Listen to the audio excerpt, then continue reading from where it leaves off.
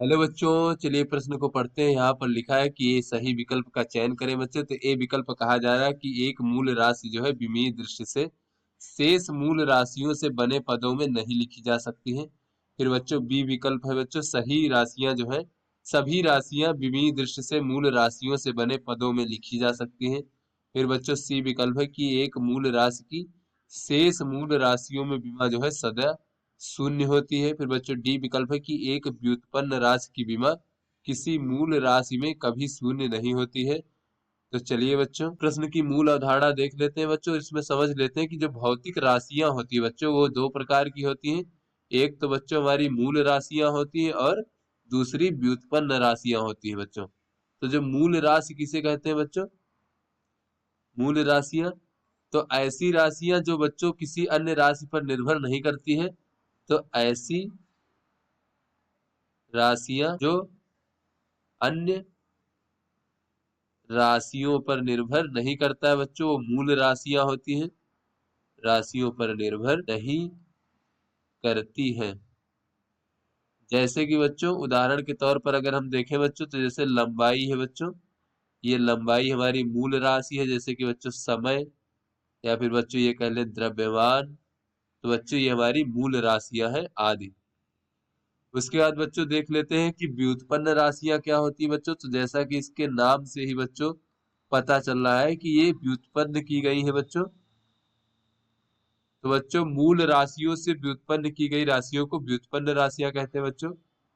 मूल राशियों से मिलकर बनी राशियां जो होती हैं वो बच्चों व्युत्पन्न राशियां कहलाती हैं।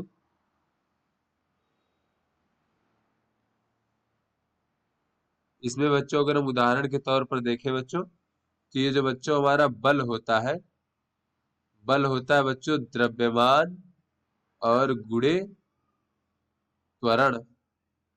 तो बच्चों ये द्रव्यमान और त्वरण से मिलकर बना हुआ है बच्चों। और अगर हम त्वरण देख ले बच्चों तो त्वरण बराबर होता है वेग में परिवर्तन भागे बच्चों समय। तो बच्चों ये समय और वेग में परिवर्तन से मिलकर बना है बच्चों। और अगर वेग देखें बच्चों तो ये होता है हमारा विस्थापन भागे समय। तो विस्थापन एक प्रकार की लंबाई हो गई। तो बच्चों ये सभी राशियां जो है ये व्युत्पन्न राशियां कहलाती हैं। तो चलिए बच्चों अपने प्रश्न को हल करते हैं।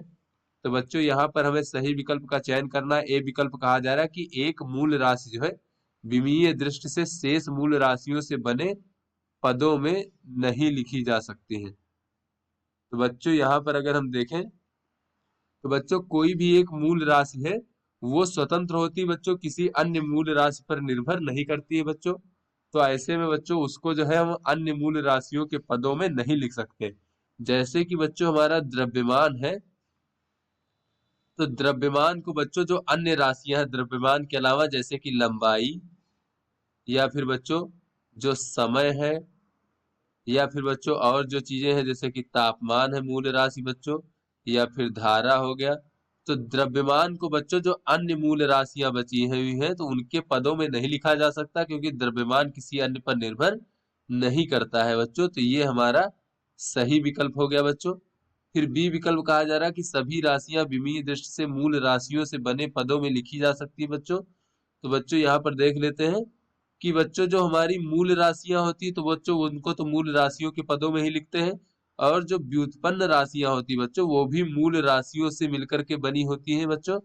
तो ऐसे में जो सभी भौतिक राशियां हैं उनको विमीय दृष्टि से मूल राशियों से बने पदों में लिखी जा सकती है बच्चों। तो ये हमारा सही विकल्प है। फिर बच्चों सी विकल्प कहा जा रहा है कि एक मूल राशि की शेष मूल राशियों में विमा सदैव शून्य होती है। तो ऐसे में बच्चों देखें कि कोई एक मूल राशि है बच्चों उसकी विमा जब लिखेंगे तो उसकी विमा में जो अन्य मूल राशियां होंगी उसकी विमाएं शून्य होंगी। जैसे कि बच्चों यहाँ पर अगर हम लंबाई लिख लें बच्चों, लंबाई की विमा, तो लंबाई की विमा में जो है बच्चों जो द्रव्यमान की विमा की घात होगी बच्चों इसकी शून्य होगी बच्चों, द्रव्यमान की विमा m, और लंबाई की विमा 1 होगी और समय की विमा भी बच्चों शून्य होगी। तो इस प्रकार से बच्चों किसी एक मूल राशि की जो विमा होती है उसमें अन्य मूल राशियों की बीमा जो है शून्य होती है। तो ये भी बच्चों हमारा विकल्प सही है इस प्रकार से। फिर बच्चों आगे कहा जा रहा है कि एक व्युत्पन्न राशि की बीमा किसी भी मूल राशि में कभी शून्य नहीं होती है। तो बच्चों ये कह रहा है कि कोई व्युत्पन्न राशि है, उसकी बीमा में किसी मूल राशि में कभी शून्य नहीं होती है बच्चों। बच्चों ये विकल्प हमारा कह रहा है कि कोई व्युत्पन्न राशि की बीमा है, उसमें मूल राशि की बीमा शून्य नहीं हो सकती। तो बच्चों ये विकल्प हमारा गलत है। जैसे कि बच्चों हम यहाँ पर देख लेते हैं वेग। बच्चों वेग हमारा एक व्युत्पन्न राशि है, तो यहाँ पर अगर हम वेग की बीमा देखें बच्चों, तो वेग की बीमा बच्चों, वेग बराबर होता है विस्थापन बटे समय। तो ये हो जाएगा बच्चों विस्थापन की बीमा और भागे बच्चों समय की बीमा। तो यहाँ से बच्चों वेग की बीमा हमें प्राप्त हो जाएगी इस प्रकार से। विस्थापन बच्चों लंबाई होता है, तो इसकी बीमा एल हो जाएगा। समय बच्चों की इसकी बीमा टी होती है, तो यहाँ से बच्चों वेग की बीमा हो जाएगी एल टी की घात -1। तो बच्चों इसको हम इस प्रकार से लिख सकते हैं, द्रव्यमान की बीमा शून्य बच्चों, क्योंकि इसमें द्रव्यमान का पद नहीं है, और एल टी की घात -1। तो यहाँ से बच्चों हम देख रहे हैं कि जो जो हमारा व्युत्पन्न राशि है, इसकी बीमा में कोई भी बच्चों मूल राशि जैसे कि द्रव्यमान है, तो इसकी बीमा शून्य है। तो ऐसे बच्चों कोई भी व्युत्पन्न राशि है वो किसी दो, या जरूरी नहीं है कि बच्चों की सभी मूल राशियों से मिलकर बने, कुछ मूल राशियों से मिलकर भी व्युत्पन्न राशियां बन सकती है बच्चों। तो ऐसे में अन्य मूल राशियों की बीमाएं शून्य होगी। तो बच्चों ये विकल्प कह रहा है कि एक व्युत्पन्न राशि की बीमा में किसी मूल राशि में कभी शून्य नहीं होती बच्चों। तो ये हमारा गलत विकल्प है। तो आशा करते हैं आपको समझ में आ गया होगा। धन्यवाद।